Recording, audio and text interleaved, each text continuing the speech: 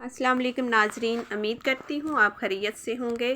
آج میں آپ سے رمضان کی چند باتیں شیئر کروں گی جن پہ عمل کر کے ہم بہت بہتر طریقے سے زیادہ ثواب کما سکتے ہیں۔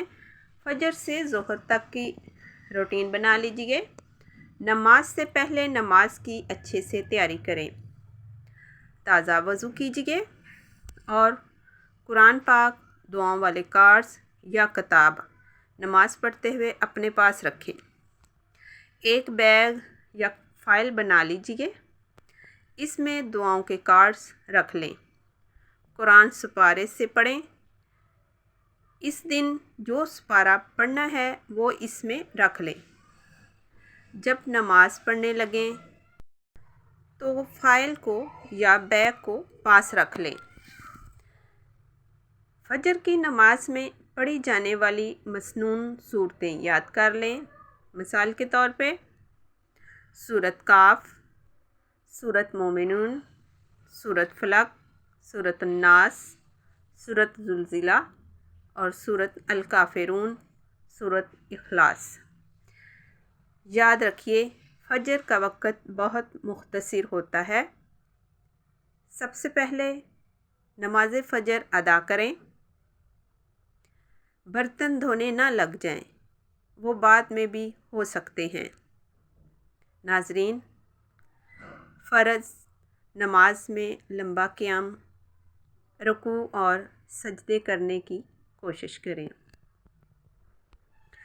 اور نماز مکمل کرنے کے بعد جائے نماز پر ہی اذکار مکمل کریں۔ قرآن مجید کم سے کم 1 ربع یا زیادہ کی تلاوت کریں۔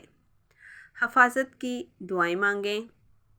اس کے بعد اشراق چاشت کے نوافل۔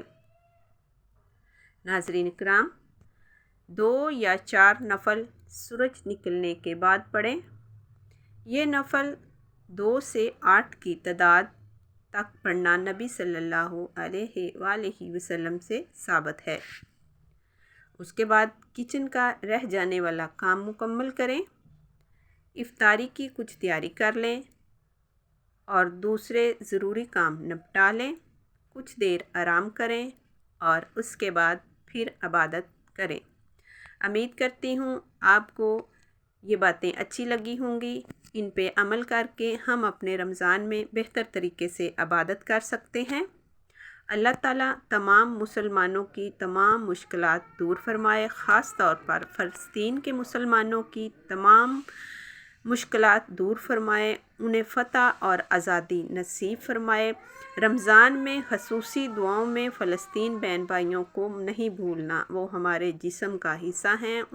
ان کے لیے خصوصی دعاؤں کا اہتمام کیجیے۔ تہجد کی نماز میں خاص طور پر ان کو یاد رکھیے۔ اللہ تعالیٰ ان کو فتح آزادی نصیب فرمائے اور اللہ تعالیٰ ان کو اس آزمائش سے نکال دے۔ آمین ثم آمین۔